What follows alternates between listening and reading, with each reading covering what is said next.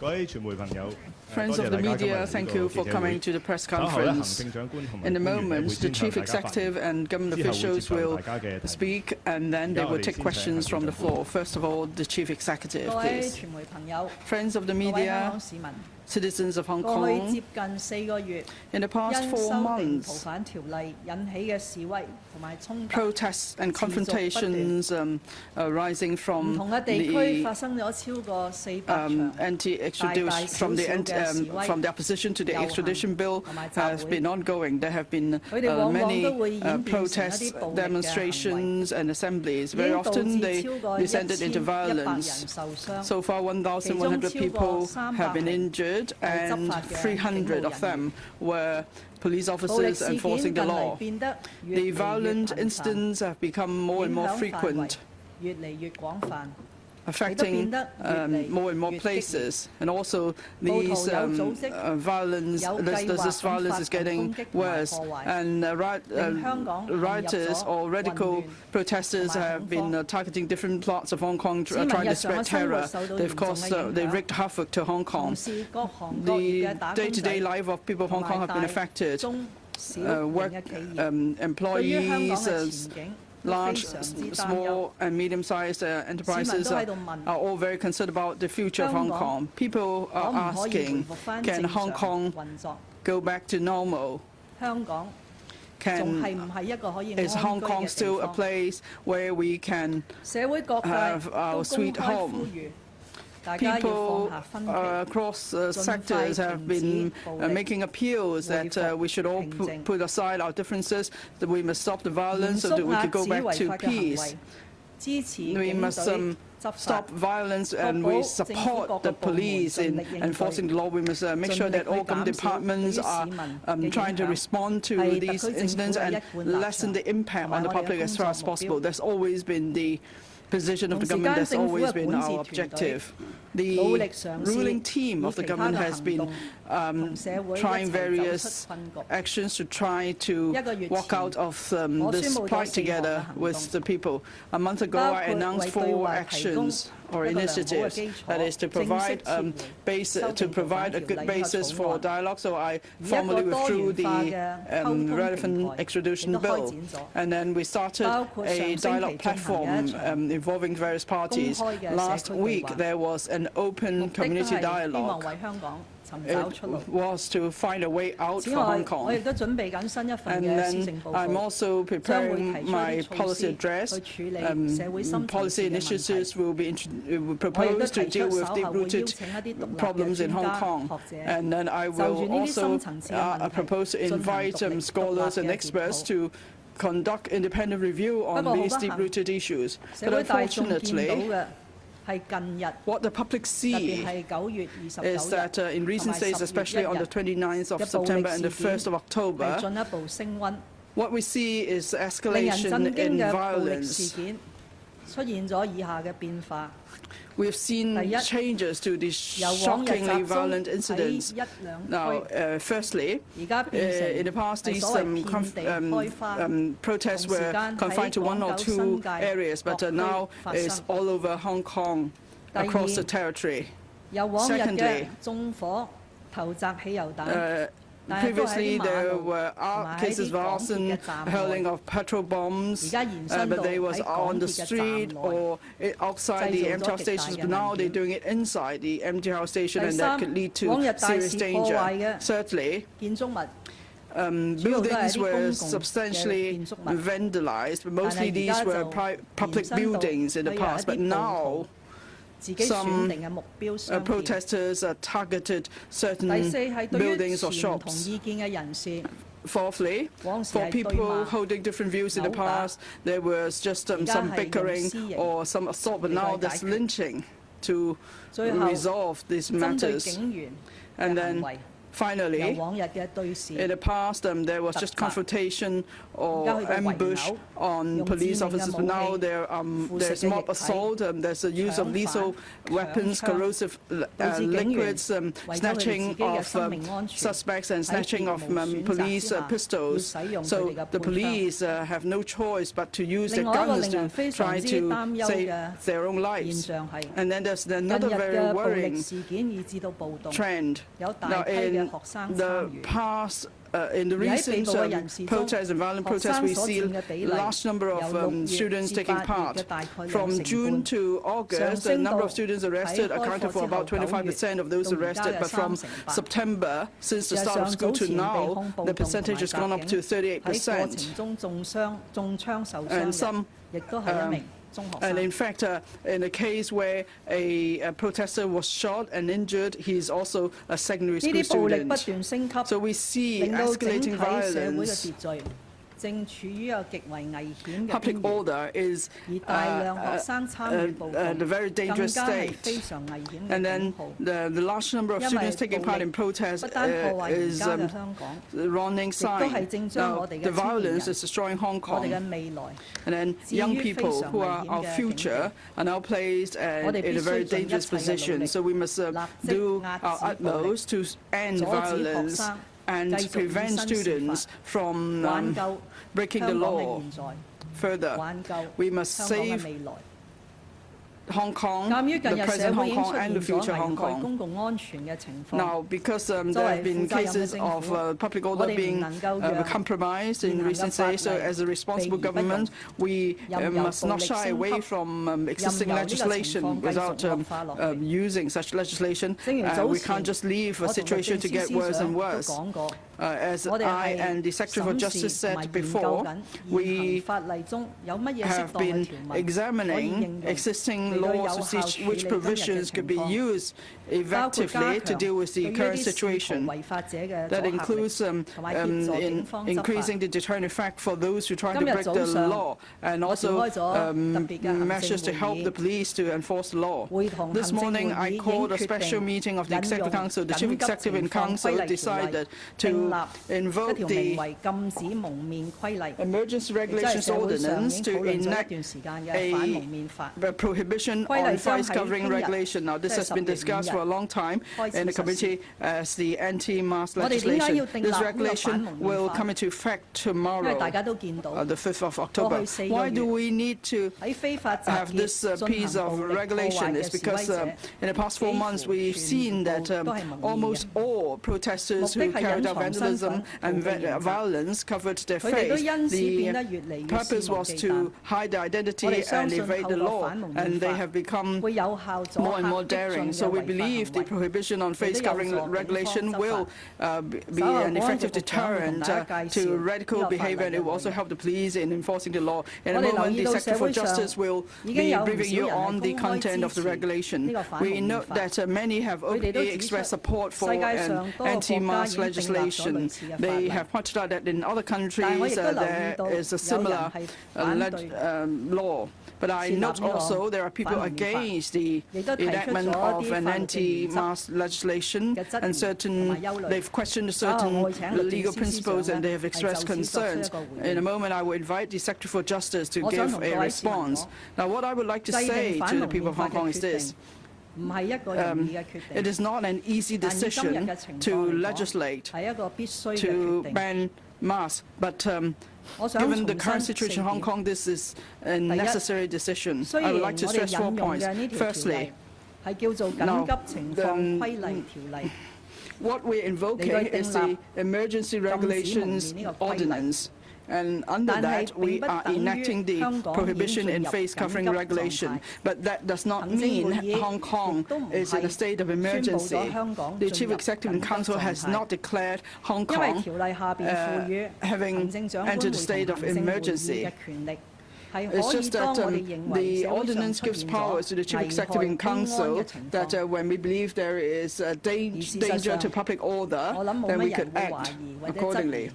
Now, I don't think anyone will question that in Hong Kong we have already seen the scenario of public order being endangered. So therefore, we could invoke the emergency regulation ordinance, and then the Chief Executive Council could make any regulations that are in line with public interest. So I must stress that, yes, we are using the emergency regulations ordinance, and then the regulation we are enacting is a prohibition on face covering, but it doesn't mean Hong Kong is in a state of emergency.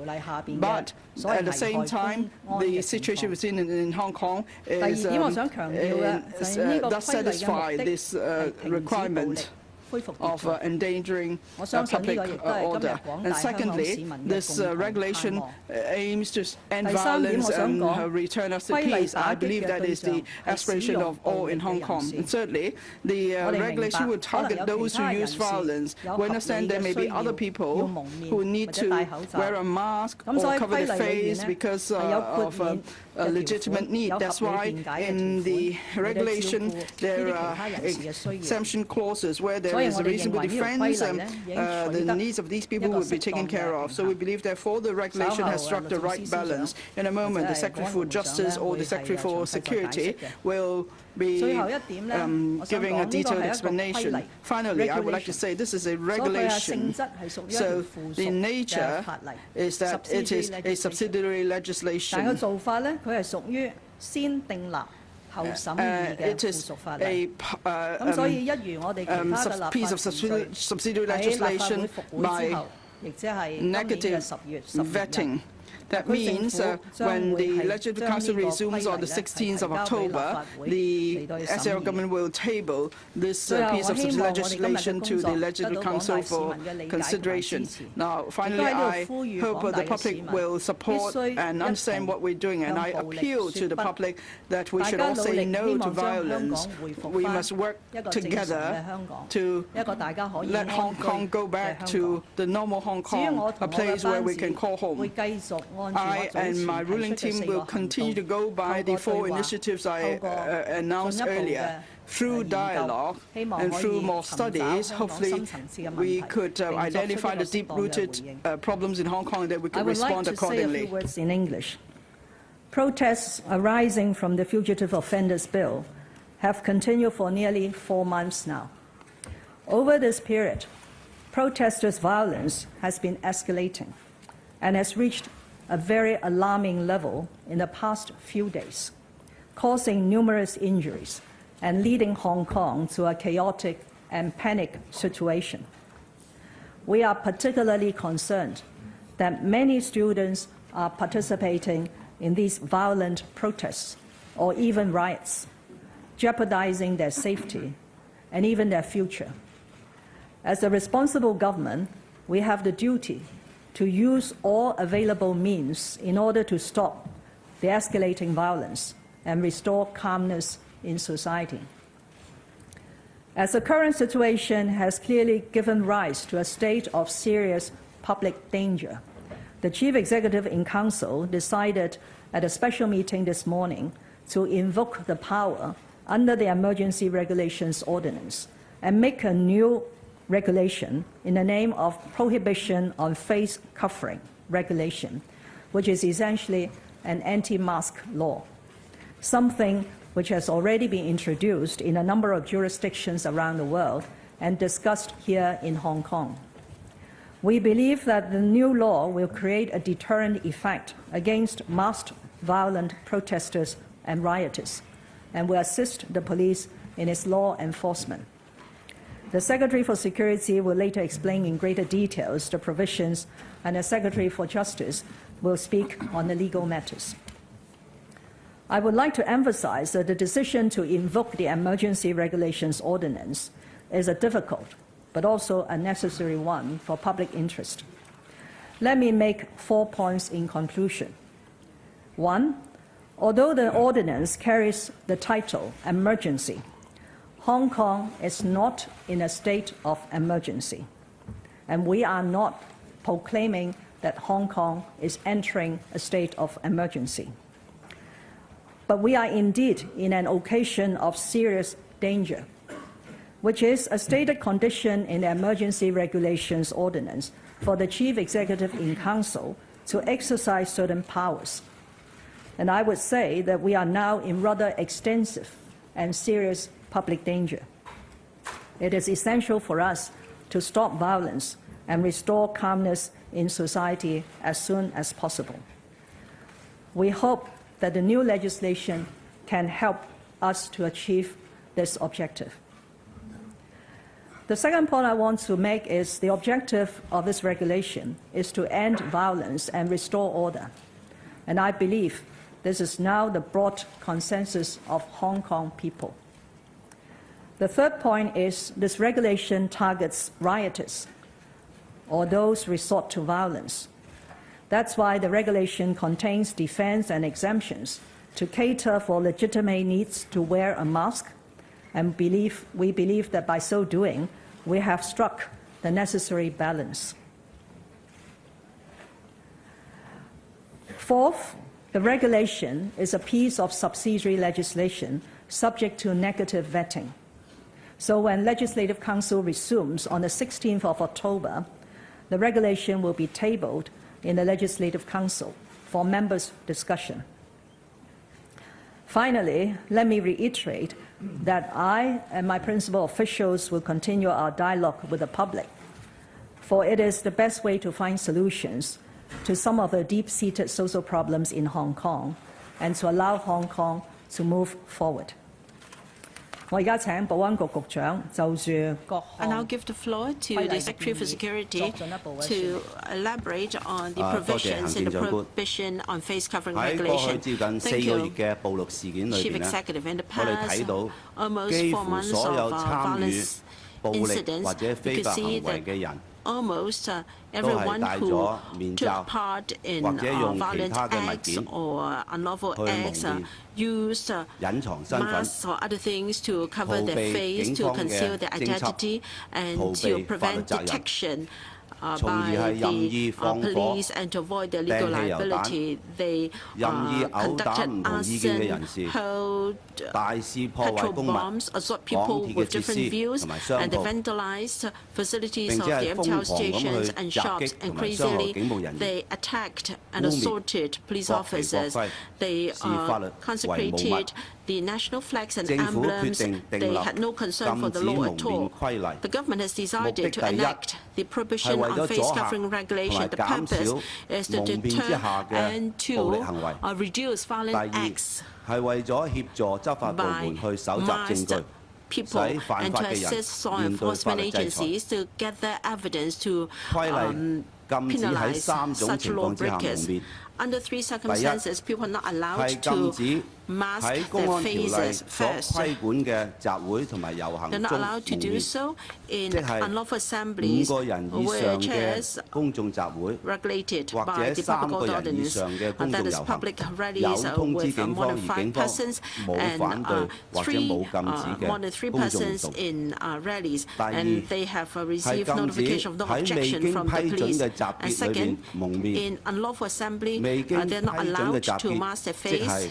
And in unauthorized assembly, that is assemblies that require notification to the police but haven't been done, and also any public procession that is subjected to the police, and also public activities that are in breach of the conditions laid down by the police. And we also outlaw the mask of faces in riots and also unauthorized assemblies. Under these 3 circumstances, people are not allowed to mask their faces. And upon conviction, a person is liable to fine at $25,000 and imprisonment for 1 year. By face covering, we mean a mask or any other article of any kind, including paint that covers all or part of a person's face to conceal the identity. Under some circumstances, people are allowed to use face covers as a defense. profess, a person was engaged in a profession or employment and was using the facial covering for the physical safety of the person while performing act activity connected with the profession or employment. Second, the person was using the facial covering for religious reasons. Or three, the person was using the facial covering for a pre-existing medical or health reason. The regulation also allowed the court the discretion to consider individual circumstances to see whether they constitute reasonable excuses. The regulation also empower public officers to stop a person and require the person to remove the facial covering to enable the officer to verify the identity of the person in a public place. And if a person fails to comply with such a requirement, he commits an offense, and on conviction, he is liable to a fine of $10,000 and to imprisonment for 6 months. The regulation will be gazetted today for commencement at midnight. Tomorrow. In different European countries, there are similar pieces of legislation covering the U.S., France, Germany, Spain, and Canada.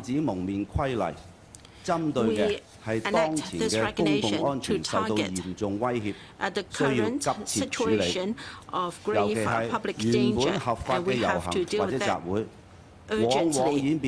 Very often, authorized assemblies very often became violent activities threatening public safety, and therefore we want to enhance the deterrent effect so the people who break the law will be penalized and we can stop violence and restore order in society.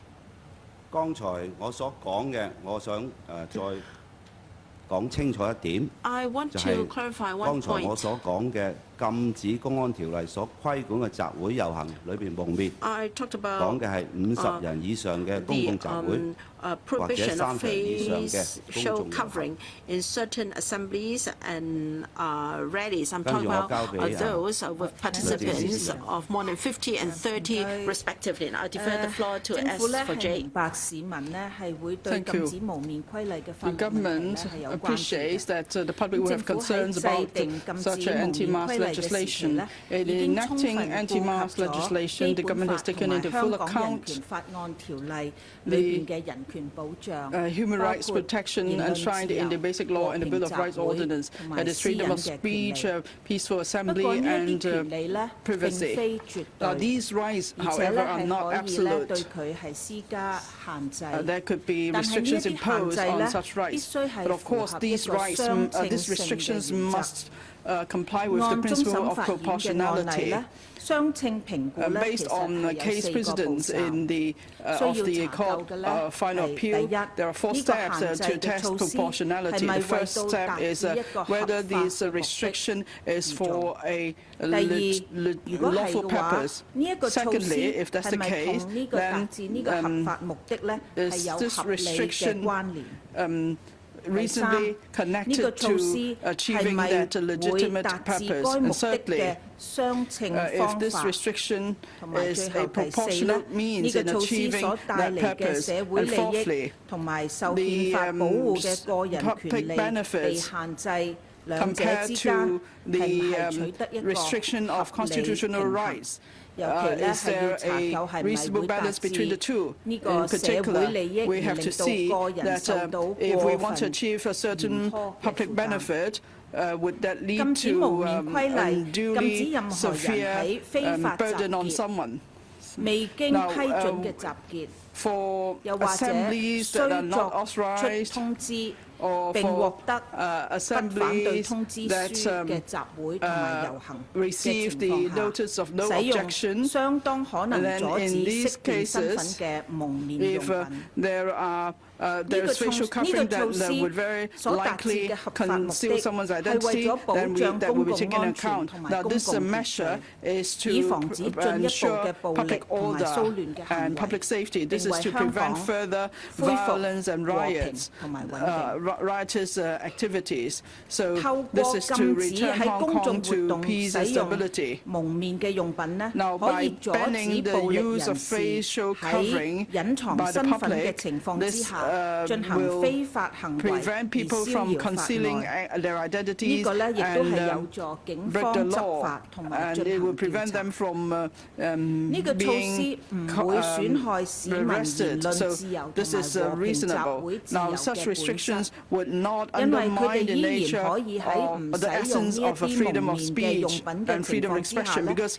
without using the facial covering, people could still freely and lawfully take part in peaceful public events. And also, this regulation will not stop the public from using facial covering with a reasonable excuse. Now, on the one hand, the government has to stop people from concealing their activities in breaking the law and then in walking free. On the other hand, the government must also take into account that there may be legitimate reasons for members of the public to use facial covering. So therefore, we believe this regulation has struck a reasonable balance between the two. All in all, now in the light of the serious violent incidents that took place in the past few months, we believe this initiative is proportionate in terms of the compromising of people's rights and freedoms. And now, the police will be empowered to ask anyone to remove their facial covering in a public place to verify the identity of the person. Actually, under the current law, the police officers are already given the powers to verify someone's identity. Now, so actually, unless the police has the power to ask someone to remove the facial covering, otherwise the police's power to verify someone's identity would amount to nothing.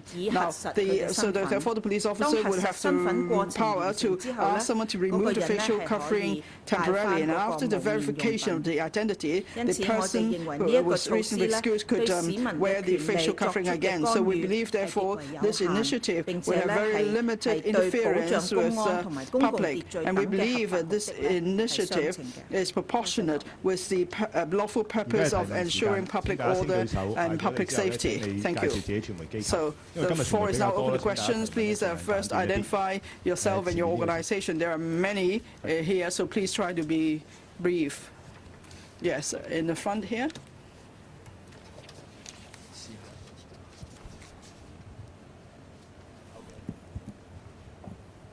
香港01記者你好，想問就係其實建制派啦、湯家驊即係你嘅智囊啦，都講過其實禁蒙面法其實冇辦法去解決到當前嘅一個政治嘅亂局啦。其實今次引用緊急法去禁蒙面，係咪項莊舞劍志在沛公係只係想打開緊急法呢個潘朵拉盒子啦？協議與你無上權力。之後有冇諗過其實係之後點用呢個無上權力？會唔會呢個禁蒙面係？ and unfettered powers. So how would you use these unfettered powers? After that, would you also then use the emergency regulations ordinance to ban Telegram or LIKG or even impose the foreign currency restrictions on? Now you say the police should be empowered to enforce laws lawfully, but then at the July 21st incident, there were several hundred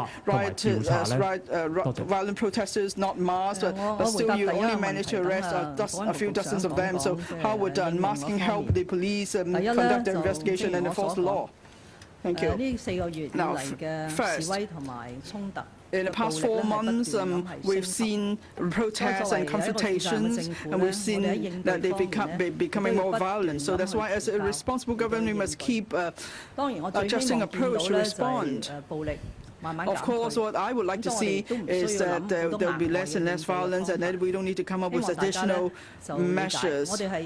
Please do understand this. We're just reacting because we don't want any violence in Hong Kong. So that's why we must act cautiously. And we see that the situation has worsened, then we have to come up with other measures that are in line with the current laws that could respond to the situation. That's why, as I said in my opening, we are invoking the emergency regulations ordinance to enact the prohibition on face covering regulation. Now, this is not an easy decision, and I must admit that we haven't invoked that ordinance for a long time, and also because the ordinance, as this word emergency, may lead to misunderstanding. That's why I had to clarify just now that even though we're invoking the emergency regulations ordinance, it does not mean that Hong Kong has entered into a state of emergency. And you asked, do we have any other means to respond to the situation? Well, I want to go back to what I said first. I don't want to see violence escalating further. And I don't want to see more violent incidents across the territory. And we don't want to see our day-to-day life being affected. We don't want to see police officers attacked again. But if the situation worsens, of course, the police will have to consider other means to deal with that. But then it's not that we have unfettered powers. These powers are not superior. Now, you've heard me say, even though we have this prohibition on face covering regulation, it is in the form of a piece of substitute legislation, and it will go to the Legislative Council. I hope LegCo will have heard the public wish for violence to stop. I hope they won't object to this regulation. So put simply, if there's no escalation of violence, then we don't need to come up with any new measures. But if violence escalates, we need to maintain law and order in Hong Kong. We need to make sure that people can conduct their lives as usual. So we need to find a suitable, then we will need to continue to find suitable ways to deal with the situation. Thank you. Secretary for Security. Thank you, Chief Executive. Now, masking will make it difficult to verify identity and the collection of evidence. I don't think anyone is disputing that. You know, with masking, it does make collection of evidence and identification more difficult. And then in the past 22 years,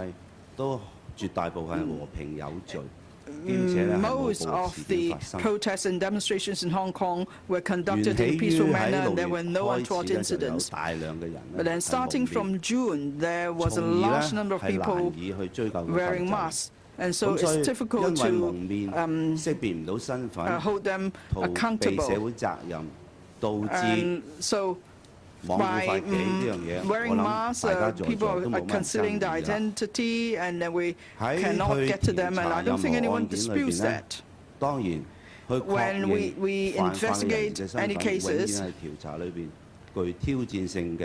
of course, confirming the identities of those involved would always be a challenge. But I believe the majority of the members of the public are law-abiding. So if we have anti-mask legislation, of course, our investigation work will go back to normal. But of course, there will always be people who want to challenge the law, and they will have no regard to any laws in any case. But I don't think we are talking about the majority of the people of Hong Kong. They don't fall into that category. As for the Yuen Long incident investigation, the police are working hard on it. And that's why you see from time to time there were new suspects arrested. In the Yuen Long incident, some of them wore masks, some did not. Now we're dealing with large-scale public incidents, many people wearing masks, and so the difficulty is the same. Here, when we talk about unlawful assembly, we could be talking about hundreds or even thousands of people. So each time the police can only arrest some of them. And if people are not wearing masks, then it will be much easier for the police to conduct investigation. The police are working very hard to investigate the Yuen Long incident, and we can see that there there are different arrested persons being prosecuted for taking part in riots. But then when we collect evidence, there are several factors to consider. First, we have to confirm the identities of those involved, and secondly, those involved may have already fled Hong Kong. So these are the same difficulties we face in investigating any crime, but the police will continue to do its best. And thirdly, some of these cases have gone to the court. Therefore, I am not at liberty to say too much on the details. But one thing is for sure. If people who break the law are not masked, then our investigation, our evidence collection, and our court work would all be easier. And so for those who break the law, then would be a much bigger chance for them being sanctioned. Since your question touched upon financial matters, although it was a hypothetical question, I'll defer to the FS as well. Thank you. The journalist from HK01 asked whether in invoking the emergency regulations ordinance, are we going to introduce control on forex? Let me state categorically here that we are surely not going to do that, because we do not have any control on foreign exchange, and this is a very solemn pledge in the Basic Law. Under Article 122 of the Basic Law, allow me to read it out. It says,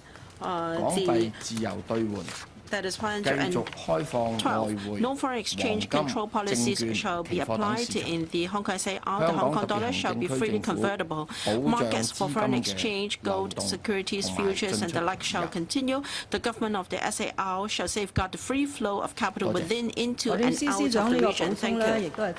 That supplement from the FS goes to show that every time when we enact a new piece of legislation, we're always very prudent.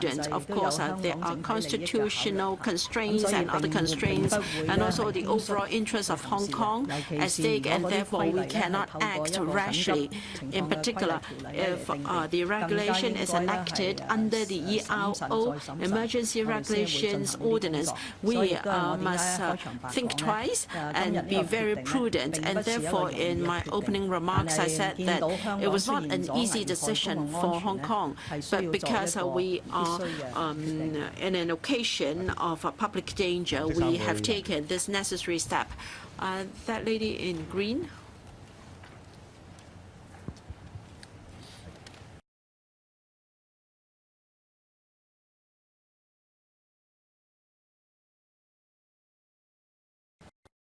The CNFS can take this question. Once we have this precedent of invoking the ERO, now this ordinance was a colonial-era law. How can you convince our foreign investors that we will not lose our status as a world financial center? Because once you have invoked this ordinance, now as you said, Hong Kong is now on an occasion of public danger. And then you can announce new regulation. How can you convince foreign investors that our status as a world financial center will not be jeopardized? And as soon as there was news of announcement of this regulation, the Hang Seng Index fell by over 500 points.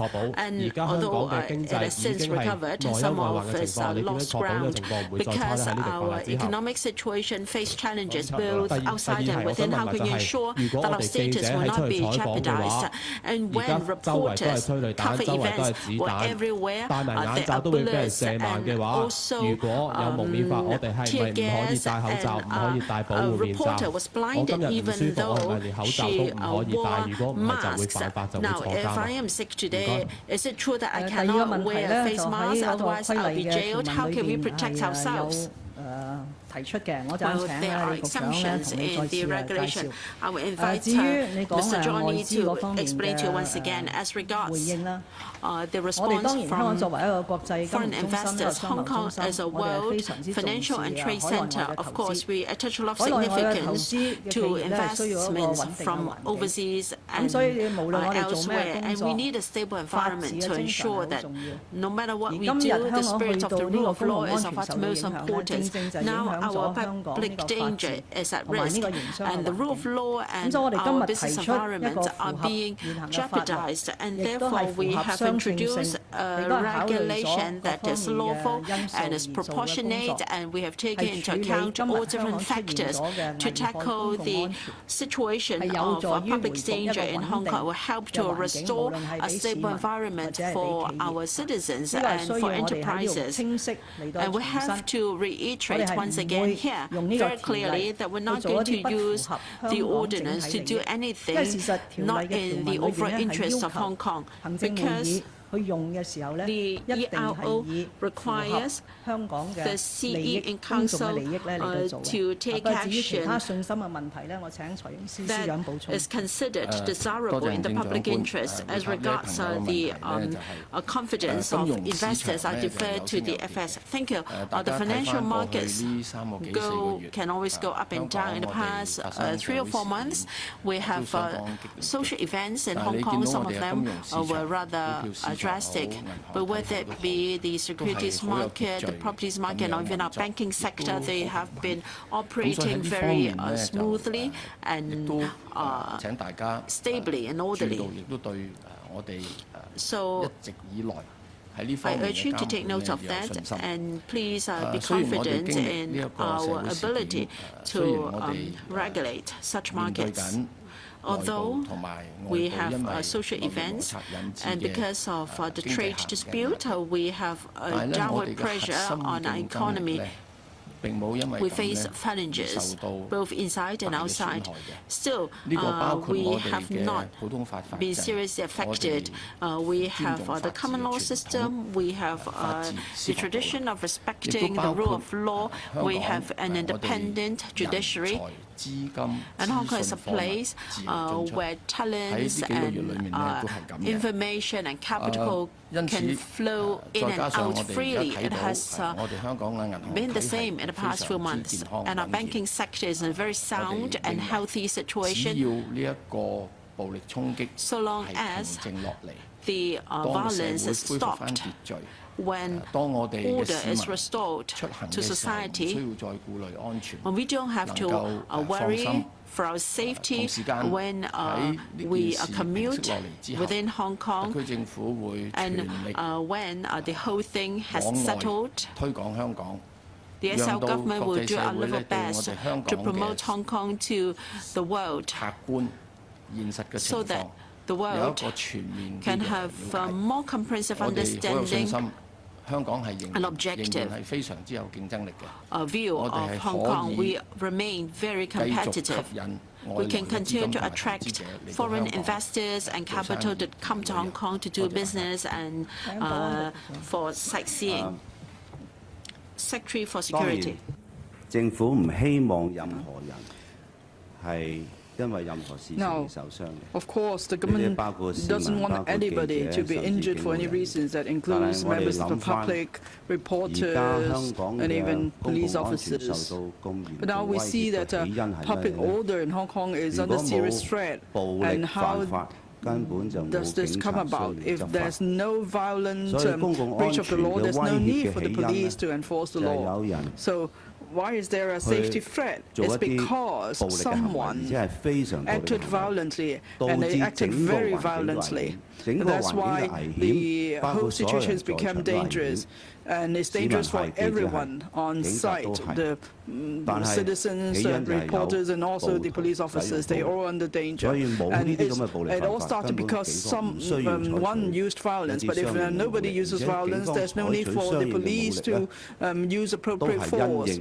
And the reason why the police has to use appropriate force is because of the violent nature of the acts. So that's why we have to end violence. Now, in foreign countries, they have the anti-mask laws for a long time. Now, we have made reference to the practice overseas, and also we believe that the anti-mask legislation would help the overall safety and order in Hong Kong. Now, you mentioned that some people at the scene, in particular reporters, Now, would they be subject to restrictions or protection under this new regulation? As I mentioned, in the prohibition on face covering regulation,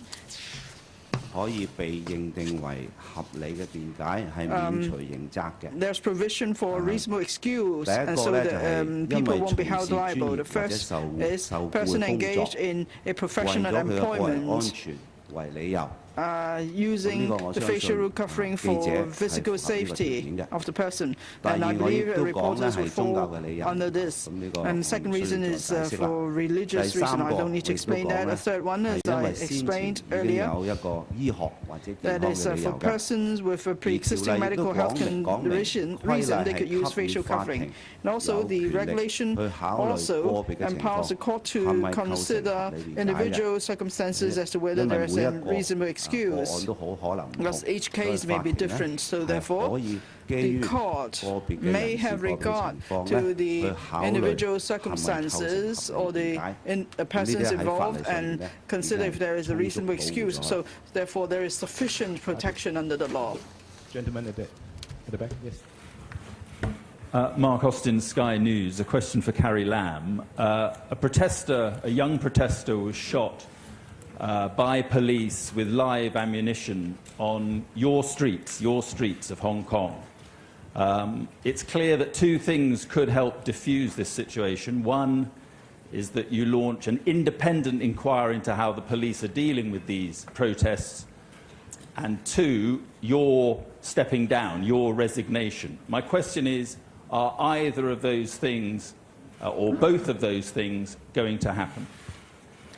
Well, as I've said in my introductory remarks, we are very concerned about the large number of young people and students being involved in these violent protests, and many of them being arrested. Specifically about the young student you mentioned, as I'm sure you know, the young person has been charged for rioting and for attacking the police. This is something we would not like to see, and that's why we made a very strong appeal to parents and to principals and teachers to keep their young people away from such violence. And the making of this regulation today also aims to enhance the deterrent effect against such violent protesters.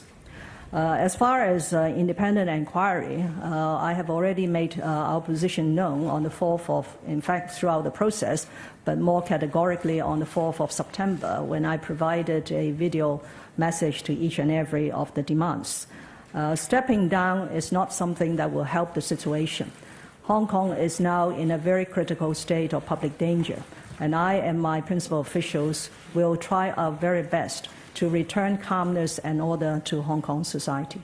But this seems to be escalating it rather than diffusing it. I think we all have our own hypothesis for the escalating violence that has taken place on the streets of Hong Kong, and we believe that stepping up law enforcement and creating the necessary legal means to enhance deterrent effect is one of the ways that we could de-escalate the situation.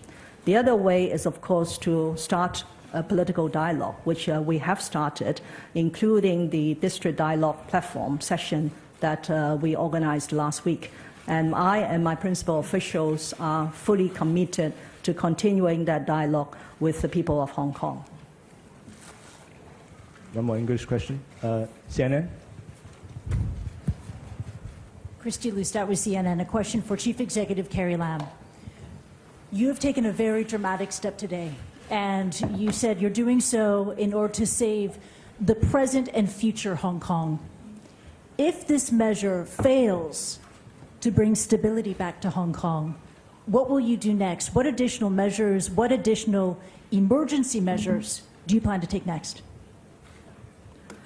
Well, the decision that the Chief Executive in Council has made this morning, as I said, is not an easy decision, okay? Especially when we are invoking a piece of legislation that has not been used for some time.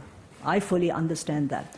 And that's why we have taken the trouble to study and examine and re-examine before we come to this decision this morning, okay? But I would say that it is a responsible decision that we have taken because of the much escalated violence that we have seen, especially in recent days.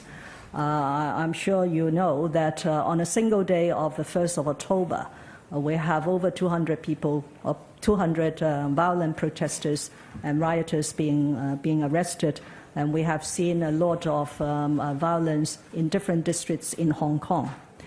Now, of course, it is our objective and our aim to de-escalate the situation and to end the violence.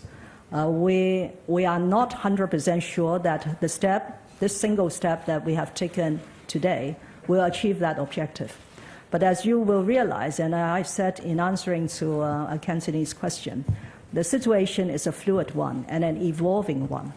And the government, as well as our law enforcement agencies, are on the reacting side. If there's no violence, if there's no protest, we do not need to have all these instruments with us in order to deal with this violence. So we will have to closely monitor the situation, and I appeal to members of society to help us to end the violence by appealing to not only the young people, but also other sectors in society to join hands together to restore law and order to Hong Kong. Of course, if the situation worsens, I suppose that's your question, then as a responsible government, we will continue to have to identify other means that we could tackle the situation. But in doing so, in the same way that we have fully examined before coming to this single decision today, we will be extremely cautious in making sure that whatever we do is in the overall public interest of Hong Kong. Anyway. Next from TVB. Just now, a reporter asked, would the government consider extending the scope further, say, to ban LIHKG or Telegram? Now, you said that in the past you said that you would consider the counterproductive effect to prohibit to prohibit masking through invoking the emergency regulations ordinance. So do you think that they will have a negative impact now? And also, police officers are masked and people are not able to identify them to lodge complaints. So would you also ban police officers from wearing masks? Now, for the first question, I've actually answered that repeatedly. Now, the violence situation is evolving. In recent days, in particular, we have seen escalation of violence, and that's why, after very careful consideration, we have made what we consider to be a responsible decision today. Now, we have started considering various legal means. We just didn't do it in the past few days. We've been considering all possible means many times for a long time. Now, of course, for certain laws, maybe they are reasonable and lawful, but then there may be a perception issue. So that's why, unless it's absolutely necessary, that is when there is public danger, otherwise we won't do it. So our decision has to be responsible. And that's why today I can't really tell you in detail what other measures we could do in a similar manner to enact regulations to deal with various situations. But I can promise you that when we enact any piece of regulation, we will exercise the same degree of caution. We will also always have the interest of Hong Kong in mind. Now, if we know that something will harm Hong Kong much, that is, it's not going to stop violence, but it's going to cause Hong Kong much harm, definitely we're not going to do that. Because we are in the same boat with the people of Hong Kong. We want Hong Kong to have order restored. We want Hong Kong people to still have a safe home. And then secondly, you talk about measures being counterproductive. Well, we are in a very difficult situation now. I think whatever we do is not possible for us to have the full support of the public. So it is not possible not to have any negative perception. We always have to balance the pros and cons, and then we have to come to a difficult decision. Now, you mentioned foreign investment. Yes, earlier on maybe there was this concern, but then in recent days we're seeing that there are more and more local and foreign businesses telling us that if the turmoil continues in Hong Kong, that is, they don't know where it's safe, where they could start a shop, where they could hire people, and whether they're able to leave through the airport, and when they come back, would they be barricaded? And then if that's the case, we can't even talk about a good investment environment. So I think, first and foremost, we need to make sure that there is stable life for people, and we need to make sure there is stability, and we need to safeguard the investment environment and business environment. That's why we need to end violence. And for the measure we're taking today, the only purpose is to end violence. Now, on identification of police officers during law enforcement, I'll defer to Secretary for Security. When discharging or carrying out their duties, regardless of the positions, police officers have a way to identify themselves. Now, for uniformed branch officers, they have an ID number or UI number, and plain clothes officers, they have a warrant, and the special duties squad, or the so-called raptors, they have a special code on their helmets for identification. Furthermore, the police have different records and methods of appointment and deployment. They have documents for identification of different police officers. Furthermore, we have very extensive recording nowadays, and there are different ways to identify police officers. However, for rioters, if they are not arrested as seen, because they are masked, it is almost impossible to identify them afterwards. Besides, rioters can choose to leave the site, whereas police officers, because of their duties, they have to face such violence, and they're not allowed to leave their posts. And therefore, there must be appropriate protective gear to ensure that when they carry out their duties, they can reasonably protect their own personal safety. It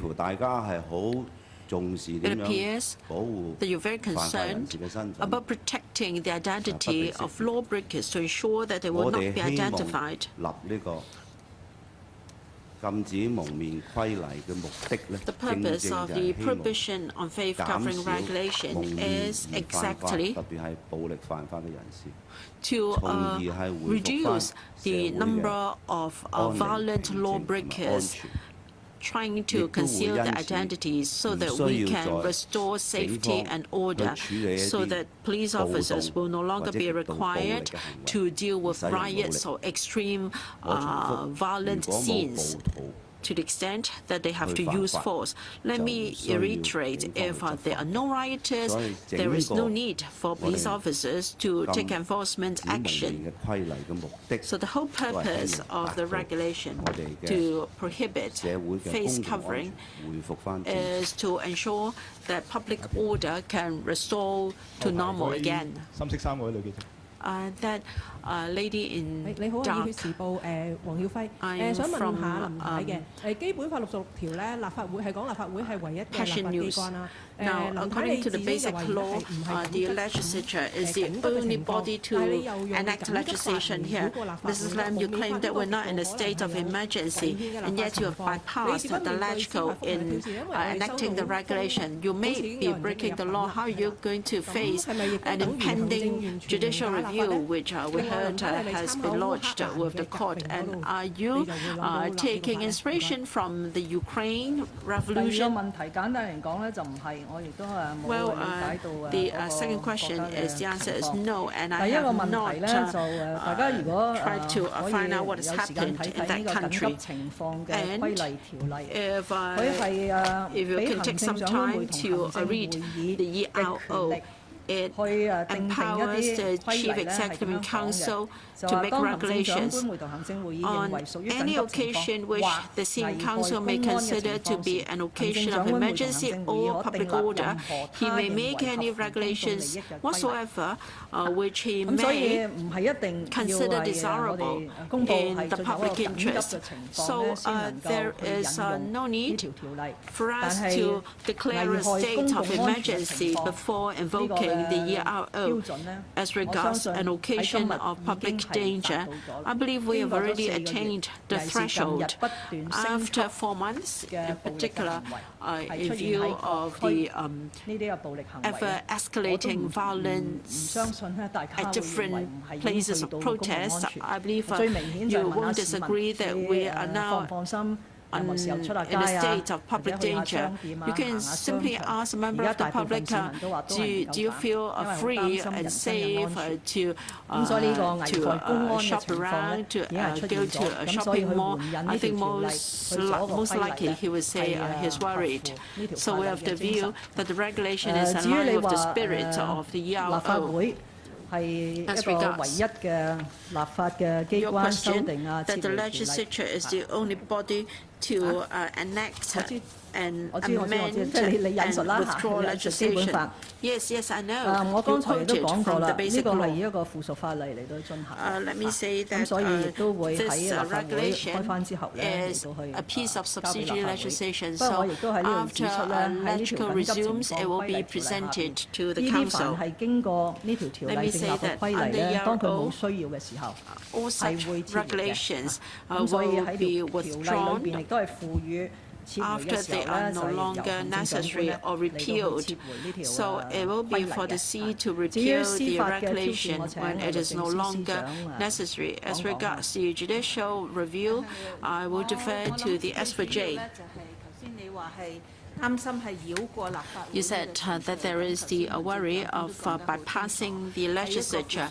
The CE made it very clear that the regulation is subsidiary legislation and will be considered by the legislature by means of negative vetting. And I'm not sure about the judicial review yet, and so it is difficult for me to respond now. Next question. That gentleman in shirt. I'm from cable TV, Mrs. Lam.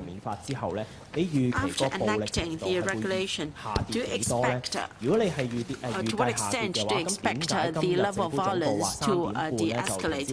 Now, if you expect that it would help to diffuse the tension, why was that the announcement to ask the staff of CGO to leave by 3 p.m.? Do you expect any curfew or deployment of the PLA?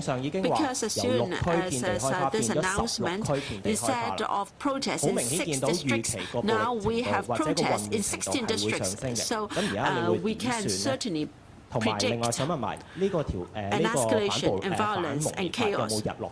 And will there be any sunset clause in this regulation? I will take the second question first. In answering previous question, I said that under the ERO,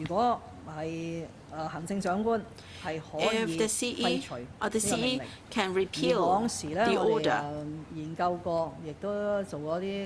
we have done some desktop research. Well, there were cases when such regulations were repealed after some time. And now I come to your first question, what is the effect we envisage? It's hard to envisage now, and it's hard for me to tell you when the regulation will be repealed. Anyway, in the past, it was not the case of making such a regulation and also to predict when the regulation could be repealed. I think even during the 1967 riots, it was not possible to envisage when the regulation could be repealed. Anyway, when we have come to the stage when the regulation is not needed, the CE would repeal it. And there will inevitably be voices from society that since the situation situation is no longer warrants the regulation. Why not repeal it? And as for the regulation to prohibit face covering, we are concerned about the effect, and it's hard to predict. Of course, we want it to serve a deterrent effect among young people in particular. Now, because of this deterrent effect, their parents, the headmasters and teachers, because they know that it is against the law for people to cover their faces, they are more justified, and they have better grounds to advise youngsters not to come out and engage in violent behaviors with their face covered. So this can be effective. Furthermore, it would be easier and more effective for the police to get the evidence, to investigate and to prosecute. And I think in this way, the regulation can help to deter unlawful behavior. But if the people who have no regard for the law, who are bent on breaking the law, this is not something we can predict, and it's not for us to preempt what violent behavior they're going to display. But we want to send a very strong message to the society, that is to stop violence and to treasure Hong Kong. And then we can restore to a state of Hong Kong which we all treasure and cherish. Now, on the internet, there are always appeals to ask people to protest, and they may be aware of the regulation announcement, and they've asked people to protest. We don't want to cause public order incidents, or we have made some arrangements, and such arrangements were also in place in the past. If you would like to know more, the CSA can say a few words. Very often we have to take into account such scenarios and make appropriate arrangements. Now, very often we would have regard to the overall operation arrangement, and then we'll respond accordingly. Next question. The gentleman in dark clothing. Thank you very much, Chief Executive Carrie Lam. CBS News, Ramy and Asensio. The world is watching. This move can be perceived as a step closer to authoritarianism, like in mainland China. Your reaction? Well, I notice that the world is watching, and I hope that the world will watch the situation in a comprehensive and impartial manner. Okay, that's point number one. The point number two is perception is perhaps not the reality. Again, I appeal to the outside world who have an interest in Hong Kong that they should not be influenced just by perception. They should try to understand the situation. And in this case, the Hong Kong SAR government is invoking and valid existing piece of legislation to make a piece of regulation. And the regulation made fully complies with the spirit and the letter in this piece of existing and valid legislation. So I don't see how you could relate this to a step closer to authoritarianism. This is a responsible act to deal with an extremely difficult situation, which I hope the world has sympathy. You were in Beijing, not in Hong Kong, for October 1st holidays. Did you get Beijing's approval to do this? Sorry, I think the CE has answered your question. Please wait for your turn. I think as in all other things, this gentleman, as in all other things relating to this exercise, I have said time and again that this is something that we will handle within Hong Kong in accordance with one country, two systems, and our existing legal and non-legal means. So there is no such thing as a Central People's Government approval for the Chief Executive in Council to exercise a power which is given to the Chief Executive in Council under existing legislation.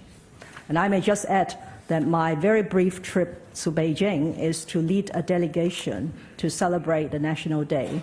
And I came back much earlier than the other delegation. So I was in Hong Kong on the 1st of October by around late afternoon. And there was absolutely no interaction discussion, encounters whatsoever with any Central People's Government officials on this matter during my very brief stay in Beijing. Ming Pao. Mrs. Lam. Good afternoon. I'm from Mingpo. Now, the government would like to listen to views in a sincere manner through community dialogue. Many in the community dialogue said it reiterated the 4 demands and they wanted an independent inquiry. So why don't you make concession to end violence? Why do you have to resort to this emergency regulations ordinance? And then just now, Paul Chen said that definitely there won't be foreign exchange control. But then how come when other reporter asked you whether you would do other things, you wouldn't say categorically that you won't? So would you also use the ERO to cancel the district council or elections, or would you ban certain websites, or would you extend the detention period? Now, many saying that the police arresting people indiscriminately, and sometimes the police may not believe that we are reporters. So how do we verify the identity of reporters? And what about people who are sick or for religious reasons? How can they be sure that they won't be caught by this regulation? So can you please give us some specific answers for the 3 questions? Thank you. Okay, you've asked 3 questions. Actually, I jotted down 4, but anyway, it doesn't matter. First of all, we are still very much sincere in carrying on with the dialogue. There are various forms of dialogues. Last week, there was a community dialogue. It was a broadcast live. But then we have also many closed-door, small-scale dialogues. We've been doing it and we'll continue to do it. Of course, with any dialogues, we are sincere about them, but at the same time, we need to have mutual understanding. It doesn't, but it may be certain people who have certain views and they claim much support, but then the government will have to consider various factors too. And I think I've stated our position clear on that, on the 4 demands. Now, just now, Mr. Paul Chen mentioned that what he said in relation to forex control under the emergency regulations ordinance, or in answer to the question he was asked, it was something that was against the basic law. So whatever we do, it certainly will be constitutional and lawful. So what can we do that's constitutional and lawful? Well, I can't really give you the details now because there may be many different aspects, and also this is also part of our strategy to respond to the violence situation, so I am not at liberty to talk too much about that. Now, since you mentioned district council elections, I want to remind you that we started the nomination period today. We did not hold back the nomination. So for anyone who wants to join the district council elections, the nominations could be submitted starting from today. And we very much hope that for this round of district council elections, they will be conducted in a fair and open manner, and I hope that the elections will be conducted without incidents. But perhaps Mr. Nip could say a few words later. The last question, sorry. Oh yes, whether there's a reasonable excuse. Well, I'll leave it to the expert then. Mr. Lee, please, about the enforcement, and then maybe Mr. Nip could also say a few words about district council elections. Now, when the police make any arrests, there must be sufficient reasons. Now, there have been so many violent incidents, and I'm sure you, as reporters, have seen that it was difficult for the police to arrest suspects. I'm sure you've seen that. The police had to work really hard to arrest someone. Now, you say that the police are being imprudent with their arrests. I don't agree. With every arrest they made, it's not been easy. So you can see that the police face huge difficulties in arresting people. So you say that they're being imprudent. I think it's not reasonable to say that. And then about reporters, reporters. I agree. Everyone has to do his or her work. So there needs to be mutual understanding and respect, and mutual coordination or cooperation. That would be best.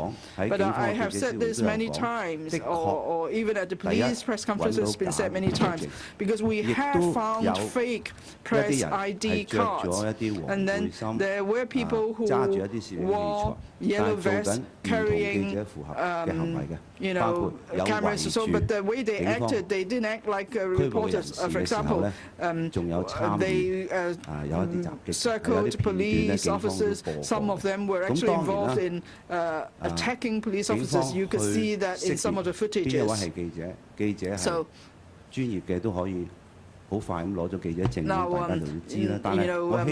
professional reporters would have their press badge, so it would be easy for the police to identify them. But then you have to understand that the police and you both face certain practical difficulties at the scene. So there has to be mutual understanding and accommodation. And also, every case must be based on the actual circumstances. Now, let's say if you are not well or there's a religious reason, you could tell the police at once, of course. And the police must comply with the laws in carrying out any enforcement actions, because the law says that there must be reasonable suspicion before arrest could be made. So, if there is a reasonable excuse and you raise it at once, then the police would come to learn about the actual situation, and then both the police and you could do your work. But I hope you will understand this. I must stress this point, that is when we're facing extreme danger, anyone could leave the scene, but not the police. They can't leave. So please be understanding. This is a very challenging situation. You have seen for yourself how dangerous it was for the police to enforce the law. They were held petrol bombs. They were viciously attacked with lethal weapons. So I hope you would be understanding towards the difficulties the police face. There are masked protesters who attack the police. They commit extensive vandalism. Mr. Nip? If I could talk about the District Council elections today, it's the start of the nomination period for the 2019 District Council elections. The elections will take place on the 24th of November. So the government is making all preparations, and we will do our very best to make sure that the elections could be conducted in a fair, open and honest manner in accordance with the law. Of course, in the light of what's happening in Hong Kong, we must have contingency plans in accordance with laws to ensure that the elections are fair and impartial. Now, in the District Council Ordinance Cap 547, Section 38, there are provisions to deal with a situation where there are serious violent and unlawful incidents, or say on the day of the election, if voting could not take place or electioneering activities cannot take place, then under this provision there is a mechanism to defer the elections.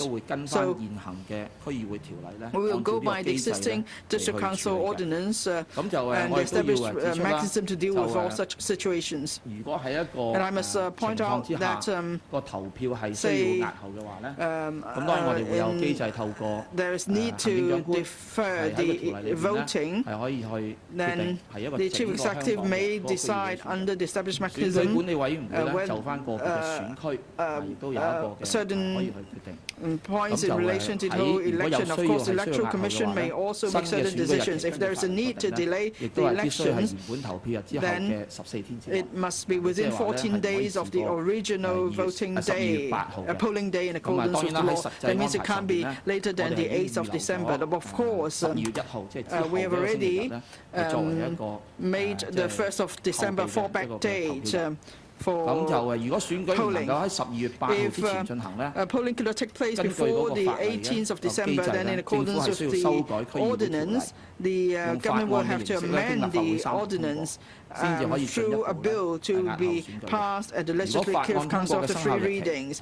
And then if the bill is passed, and then if the election is delayed beyond the 1st of January 2020, that is the start of term of the 6th District Council, then that means there will be a void for District Council. So there are existing ordinances and mechanisms to deal with such situation. But I would like to stress here that we would like District Council elections to be conducted in a fair and open and honest manner. We hope that the elections could proceed as scheduled. We hope voters are able to cast their votes, and we hope that candidates and their supporters could carry out electioneering activities in a safe manner. We hope no one would be under threat as they carry out their electioneering activities. So that's why we hope the violent incidents to stop as soon as possible, and that's what this government is working hard at. So for the general public or for political parties and for all sectors in the community, we hope they will all come out to say no to violence, because only then we could carry out the elections in a fair and open and safe manner. Next question, the lady in white. My question for the C is, with the announcement of the regulation, what is the next step being planned by the government? You're going to consider curfew? As I said, the regulation to prohibit face covering is not an easy decision. By means of this regulation, we hope to achieve 2 objectives. First, to facilitate the police force to take enforcement action, and second, to serve a deterrent effect. So far, we do not have any plan for the next step.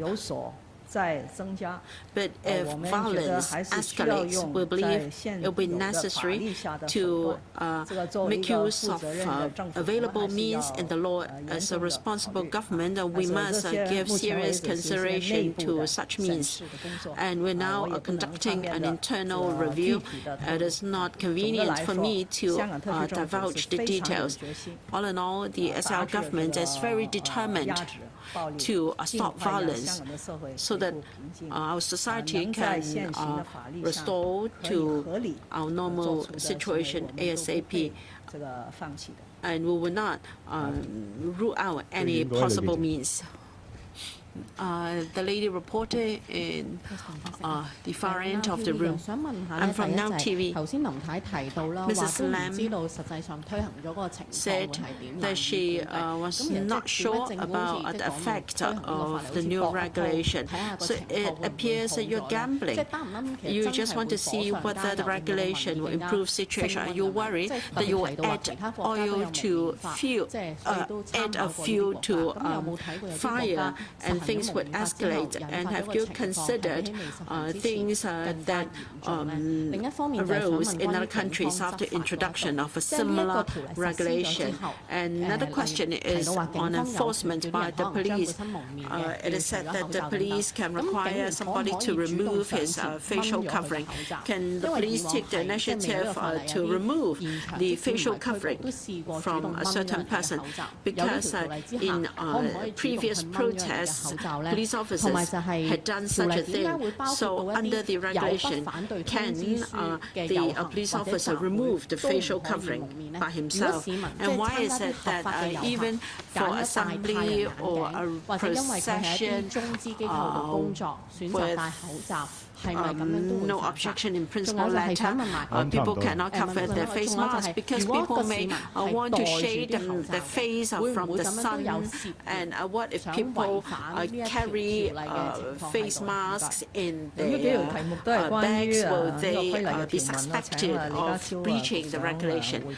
Because the questions involves the detailed provisions, I'll defer to Mr. Johnny. And as for the effect of a similar regulation in other countries, I believe the SYS has done the research as well. Thank you.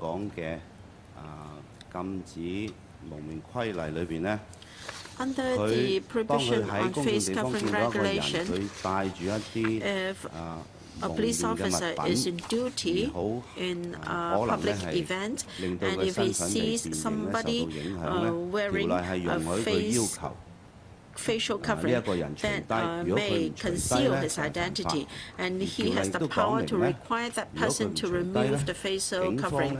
If he refuses to do so, he commits an offense, and the police officer has the power to remove it for him. Under the current regulations, the police can also check a person's ID card to verify his identity. However, if a person is wearing a facial covering, and then it would be an obstruction of the police work if he wears a face mask. In fact, the law empowers the police to check a person's ID card. And it is an offense for anyone to obstruct a police officer from carrying out this duty. Even in our existing legislation, our police have the right to do so or have the power to do so, but to avoid disputes, so we have this provision. A person must remove his facial covering if so requested by a police officer. And if he refuses to do so, the police officer has the power to remove it for him. In different ordinances, the police officers are allowed to check a person's ID card under the immigration ordinance, for instance, and under the public order ordinance, to prevent or to investigate certain offences. A police officer can ask to check a person's ID card. For the avoidance of doubt, we want to expressly make it clear here that a person must remove his facial covering. A refusal to do so is an offense, and the police officer has the power to remove the facial covering for him. Last two questions. Furthermore, I said that under three occasions, face covering is not allowed, apart from unlawful assembly and unauthorized assembly. And in the third situation, it is not, face covering is not allowed. Public session with more than 50 participants, and also assembly with more than 30 participants. The reason is whether or not the assembly or possession is lawful or not. Very often they ended up in violence, and therefore, because of this trend, we believe it is important to enact the regulation, and we're using the same principle in the public order ordinance. Possessions with more than 30 participants and assemblies with more than 50 participants are subject to our regulation, and therefore we have adopted the same principle in this regulation, because whether or not, no matter whether the assembly starts off as a lawful one or not, inevitably it would end up in violence. Last two questions. Morning Post. Log from the SCMP. The Malaysian PM actually asked you, Mrs. Lam, to step down. He said that is well, you have to check your conscience, and that he suggested you to step down. This is perhaps the first time an international leader have made such a suggestion. How would you respond to that? Also, you said that the government does not plan to use the ERO to do anything against the basic law. Are you going to then impose media censorship then? Is that against the basic law? Can you make that clear? Also, given that the tension between the police and people, is it a correct decision to give the police more power and another reason to stop a citizen on the street? And would that not worsen the ties between the public and the police? Thank you. Well, first of all, I have not read the report or the statement made by an overseas leader, but every one of us have freedom of expression, so I'm not going to comment on whatever was being said. Well, the second point is about using the emergency regulations ordinance to make regulations. I have time and again repeated that we have to fulfill the objective in the emergency regulations ordinance. That is, either there is an emergency situation or a public safety issue before we could invoke the ordinance. But even in invoking the ordinance, we cannot act contrary to other prohibitions, especially those which are of a constitutional nature. So certainly a very careful thought has to be given to contemplating other regulations to be made by the ERO. But I could not be more specific at this point in time, because if we were to do some internal deliberations, those will be related to the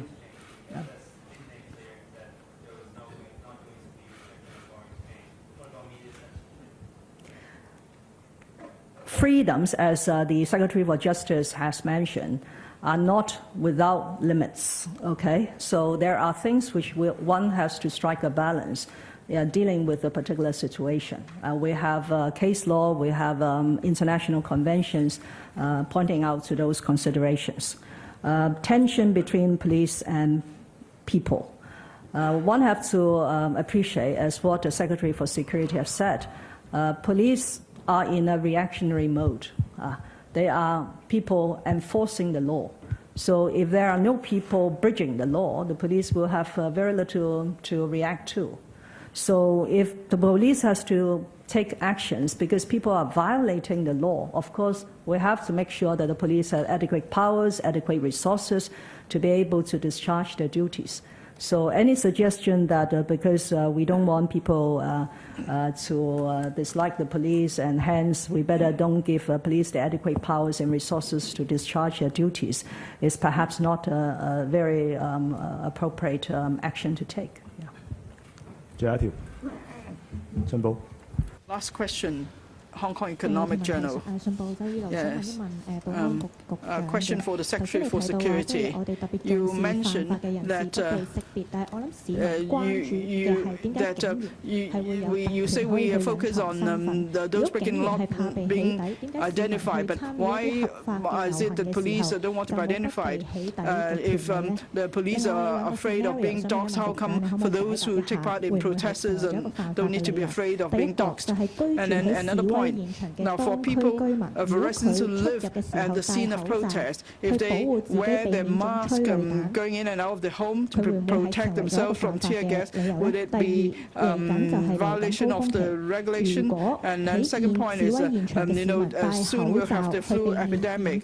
If protesters wear a mask so that they don't get infected then by flu, then would that also be reasonable excuse? Thank you for the questions. First, now let's look back at the past 20 years. How protests and demonstrations were carried out in Hong Kong without any serious impact on the community. And no one wore a mask before. But now, wearing a mask is becoming a trend. And then we can see from this trend that the protests, whether lawful or not, they started peaceful, would eventually become serious violent incidents. You have seen how they vandalized facilities, how they attacked people. We could see how serious the violence was. I don't think I need to say more. Some of you were at the scene. Sometimes I saw the footages taken by you at the scene. So we want to go back to the protests we know well from the past 20 years. That is, when people express their views, they do so in a peaceful and orderly manner. And that's why we are enacting the prohibition on face covering regulation. Because now we have a dire situation with public order, so we need to control it. And as the Chief Executive mentioned, we will keep monitoring the situation of public order being disrupted, and then we'll see how we deal with the relevant legislation. That's the first point. Second point, police officers are on site to perform the duties. They can't leave, they can't back off. So we need to make sure that they have proper protection. But their identity could be confirmed, as I explained clearly some time ago. You know, even the raptors you mentioned, there is an identification code on the helmet, and there are various records. Please don't interrupt the official. Please let him finish. Please, reporters. Please remain quiet because the secretary hasn't finished. Now, for every case, we have a system to go by to deal with it. You could make complaints. We could identify them. Please remain quiet. There are various ways to identify them. As I explained just now, there's an identification code on the helmet. The police have records. The police have a system to deal with complaints at the moment. We have the Independent Police Complaints Council, and the IPCC has introduced new means to deal with the problems we now face. Sorry, the speaker is not coming through. Please let the secretary finish. I think the important point is that there are ways to identify police officers. There is a code, an identification code. Now, from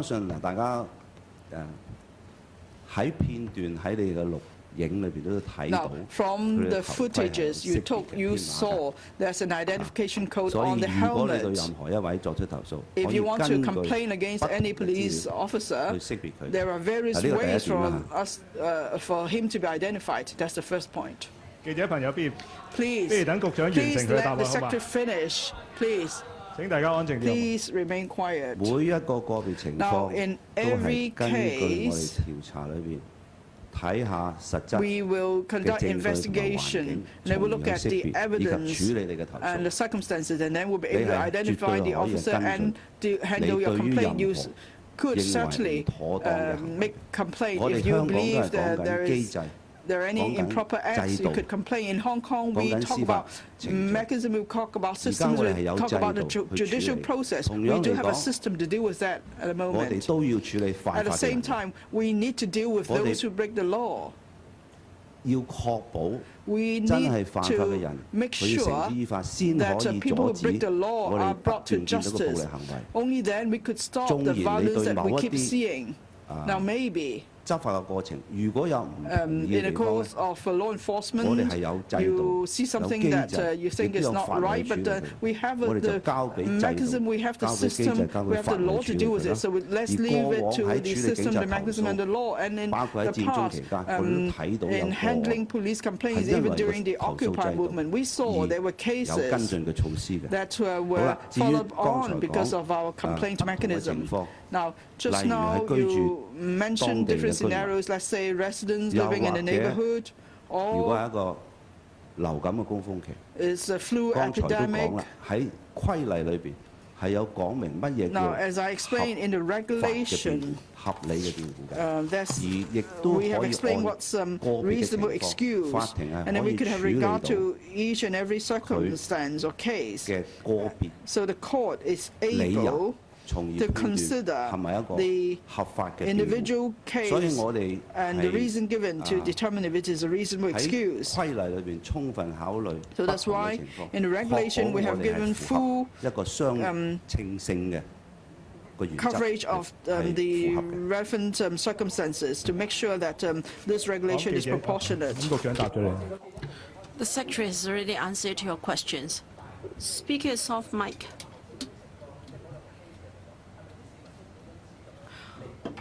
Will a member of the public be arrested in the two scenarios quoted by the previous reporter? We'll have to first look at the legislative provisions and also the individual circumstances. In the regulation, there are at least 3 defenses.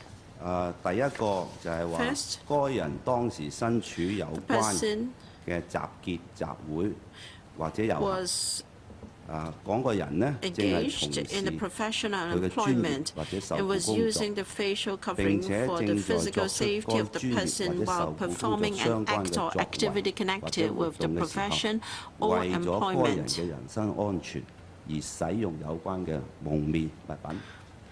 And this one will apply to the work of journalists. And the second defense is the person,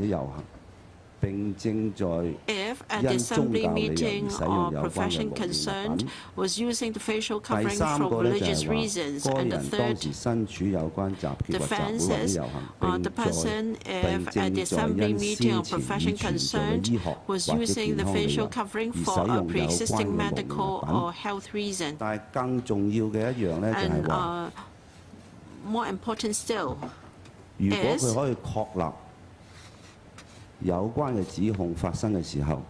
the person can confirm that he has a reasonable excuse or reasonable the person had lawful authority or reasonable excuse for using a facial covering. If he can establish so, then it is a defense for offense. So he needs only to bring out sufficient evidence and point of contention and if the prosecution cannot prove the contrary, and so the court has every authority to decide on whether there is a reasonable excuse so that there can be a defense. So I talked about the situation for the media under Clause 3A. The speaker is off mic.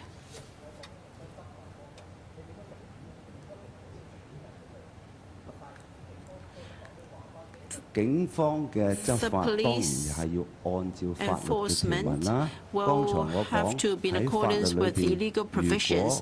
As I said, if the police have to arrest a person, he or they must have reasonable suspicion, and the police will have to be held accountable. For instance, the police may know you, or the person may have a reporter warrant or a reporter's card, and the police will have to act according to the law.